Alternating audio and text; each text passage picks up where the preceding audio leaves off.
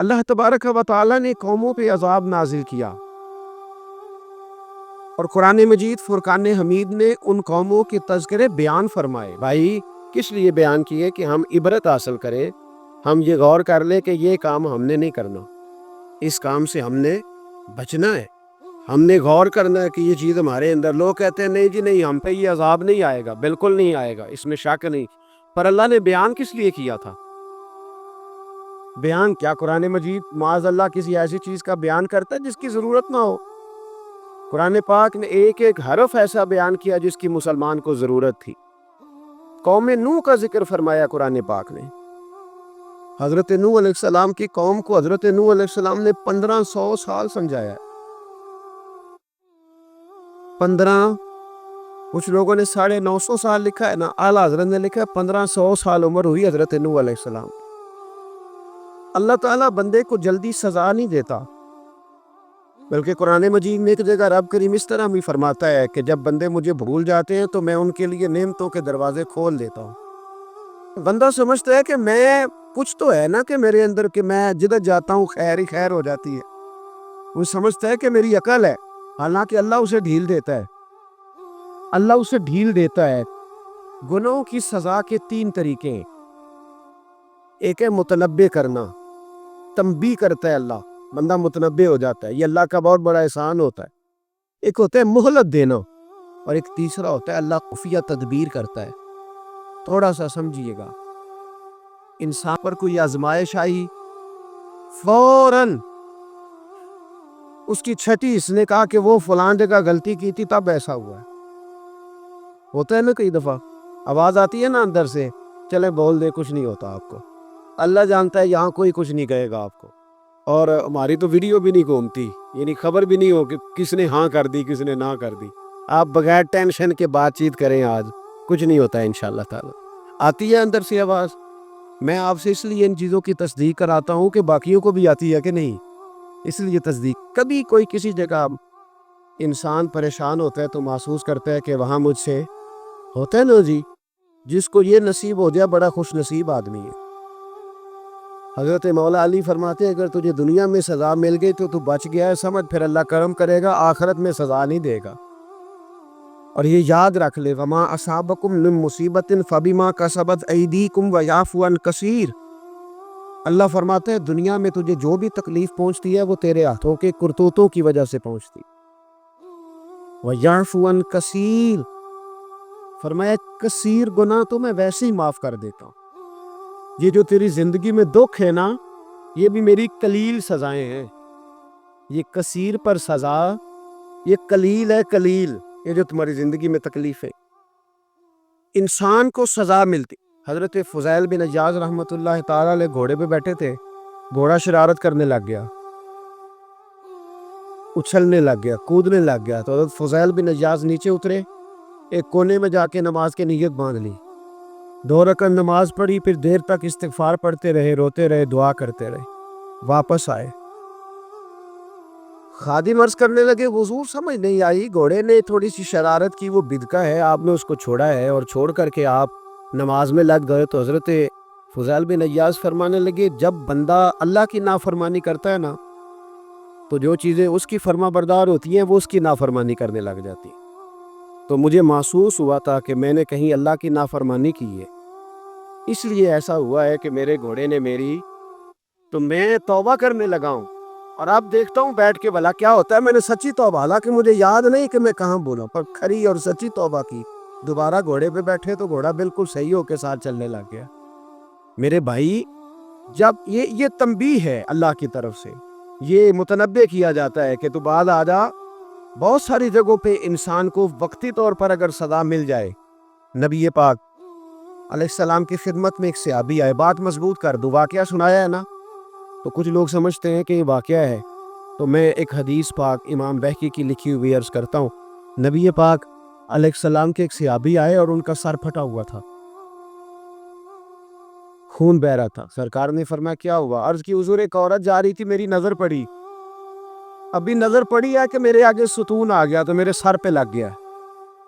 نبی پاک صلی اللہ علیہ وسلم نے فرمایا تیرے لیے خوشخبری ہے، اگر دنیا میں تیری غلطی کی تجھے سزا ملی ہے تو پھر رب تجھے قیامت میں سزا نہیں دے گا. پھر اللہ قیامت میں سزا، بعض گناہ ایسے ہیں جن کی یہاں بھی سزا ملے گی اور وہاں بھی ملے، لیکن میرے بھائی پہلی بات یہ ہے کہ اللہ تعالیٰ اس غلطی کی یہی سزا دینے. اور دعا فرمائے اللہ تبارک و تعالیٰ یہاں بھی معافی عطا فرمائے، وہاں بھی معافی عطا فرمائے، اللہ درگزر ہی فرمائے.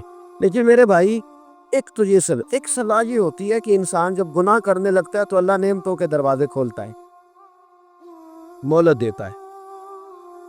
500 سال تک فرعون کو مہلت دی. کتنے؟ یہاں جو 5 سال حکومت کر لیتا ہے وہ کہتا ہے سب سے قابل میں ہی ہوں، مجھے مہلت جو ملی ہوئی ہے. 500 سال مہلت دی اللہ تعالیٰ نے. اور فرعون کی قوم پر پتہ عذاب کس طرح کے آئے تھے؟ ٹڈیاں مسلط کر دی اللہ نے. یہ گھومتی نہیں چھوٹی سی، ہم اپنی زبان میں اس کو کچھ لوگ مختلف ناموں سے یاد کرتے ہیں، کوئی مکڑی کہتا ہے، کوئی کچھ کہتا ہے. مسلط کر دی، جاتی نہیں. ان پر بنی اسرائیل کے ان مقابل جو فرعون کی قوم تھی ان پر الزام اس طرح کا عذاب آیا کہ مینڈک مسلط کر دی اللہ تعالیٰ. برتن کھولتے تھے اندر مینڈک نکلتا تھا، دنیا کی ہر دوائی استعمال کرتے تھے لیکن مینڈک نکل آتا تھا. تھوڑا سا سمجھا کریں چیزوں. ہمارے رنگ نہیں زیادہ گورے کہ ہم پر عذاب نہیں آتا. کوئی بہت زیادہ اللہ تعالیٰ معاف فرمائے دولت نہیں جمع کرا بیٹھے شاہی خزانے میں کہ ہم سے پوچھا نہیں جائے. یہ مہلت ہے، مہلت کو مہلت سمجھو. پر جب پکڑ آتی ہے نا اللہ کریم کی، میں نے دیکھا ہے کروڑوں روپیہ، 6 اولادیں. ایک شخص کے بچے باہر سے آ رہے تھے، وہ بندہ بیمار تھا. مجھے کہنے لگا حضرت جی دعا کریں میں ان کے آنے سے پہلے مر جاؤں ورنہ آ کے مجھے مار دیں گے. دعا کریں. اتنی بے سکونی، کروڑوں روپیہ پڑا ہے تو یہ عذاب نہیں؟ کوئی ضروری ہے کہ پتھر ہی برسیں گے تو سمجھ آئے گی؟ یہ جو سگا بیٹا بوڑھے باپ کے قریب سے گزر جاتا ہے سلام نہیں لیتا تو اس کو عذاب نہیں سمجھتے؟ یہ جو امت کی بیٹیاں، امت کی بچیاں، ہماری بچیاں ایک سال کے اندر 75 ہزار بچی ایک ڈویژن سے بھاگ کے شادی کر رہی ہے اور ایک صوبے سے، تو اس کو آپ اللہ کا عذاب نہیں سمجھتے؟ یہ معمولی بات ہے.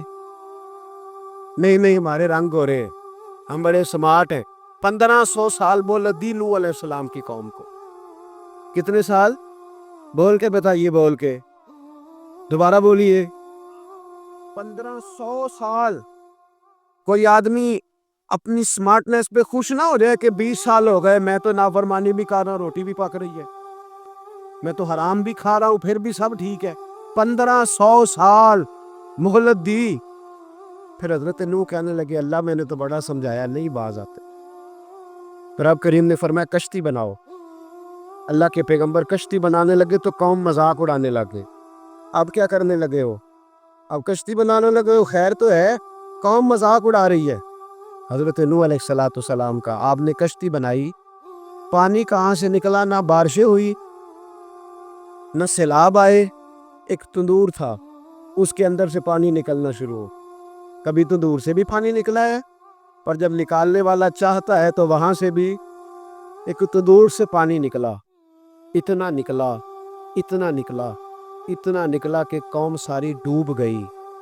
قرآن مجید کے صفحات شہادت دیں گے کہ حضرت نوح کی قوم کا بچہ بہہ گیا. بچے صرف وہ تھے جو حضرت نوح کے ساتھ ہو گئے، تباہ ہو گئی. اللہ بے نیاز ہے، بے نیاز. 1500 سال مہلت ملے اور تو پھر بھی کہے رب بڑا کریم ہے معاف کر دے گا. 1500 سال تجھے گنجائش تھے اور تو کہے کوئی نہیں، بات معافی ملنی چاہیے ابھی بھی. میرے بھائی حضرت صالح علیہ السلام کی قوم، حضرت صالح نے تبلیغ شروع کی تو کہنے لگے پہلے معجزہ دکھاؤ. جی آج تو اتنا لوگ معجزے مانگتے.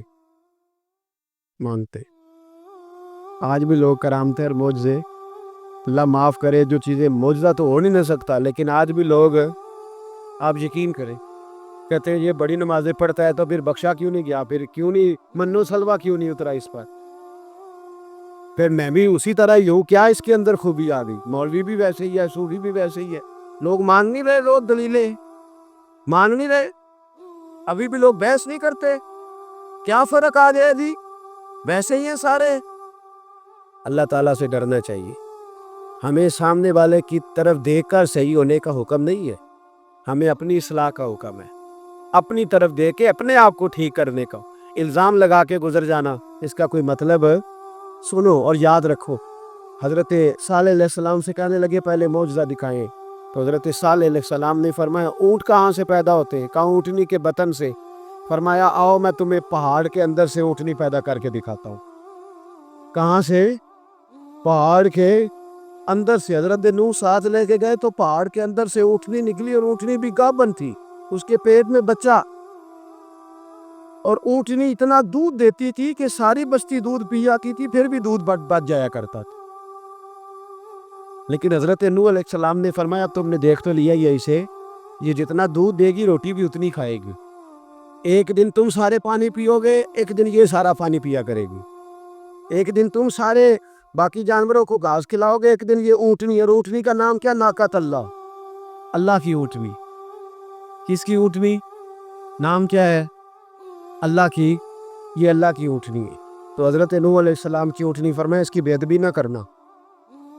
باز نہیں آئے لوگ، باز نہیں آئے، کہنے لگا جی دودھ دینا تو ٹھیک ہے، پر یہ جو سارا پانی پی جاتی ہے نا یہ صحیح نہیں، یہ جو ساری گھاس کھا جاتی ہے یہ نہیں تھی، دودھ دینا تو ٹھیک ہے پر یہ نہیں صحیح۔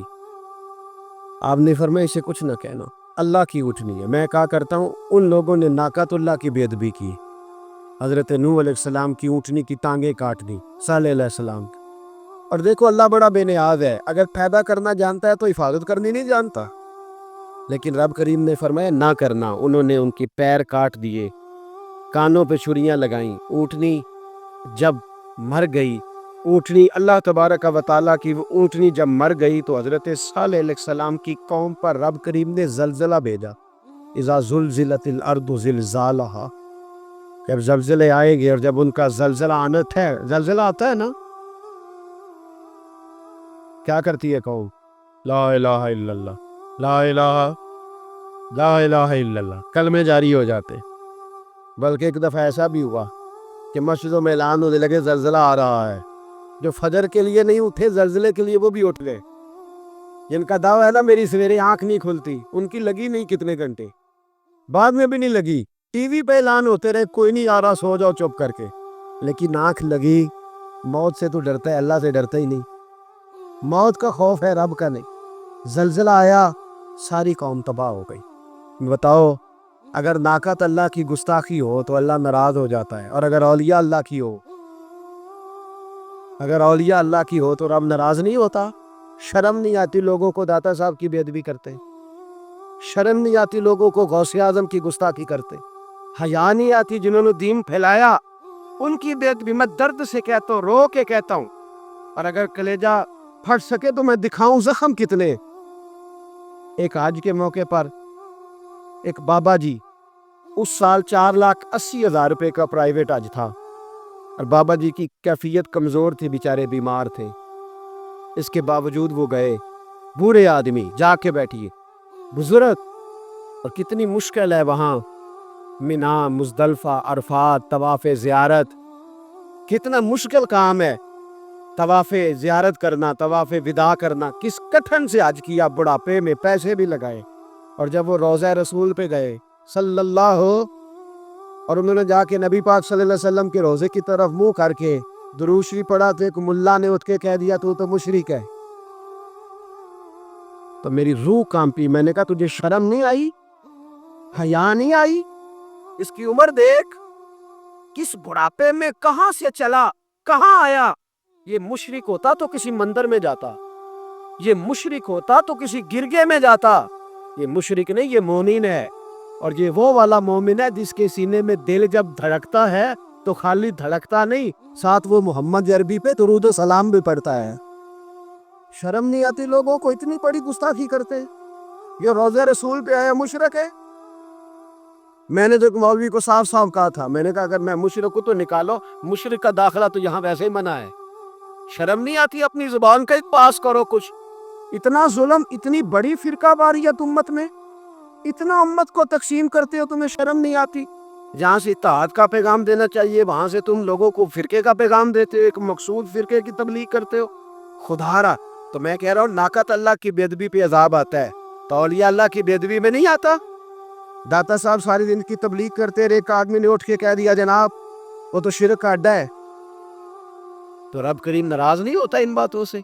ہمیں خیال کرنا چاہیے، اللہ سے ڈرنا چاہیے، ان چیزوں سے عذاب آتا ہے اور آ رہا ہے۔ اللہ تعالیٰ ہمیں محفوظ فرمائے۔ اللہ ہمیں اس سے قوم لوط پہ بھی عذاب آیا، ہم جنس پرستی، مرد مردوں سے بدکاری کرتے، حضرت نوح نے سمجھایا کہ یہ کام درست فطرت کے خلاف ہے، یہ کام درست نہیں۔ جب انسان یہ کام کرتا ہے تو زمین اور آسمان کانپتے ہیں۔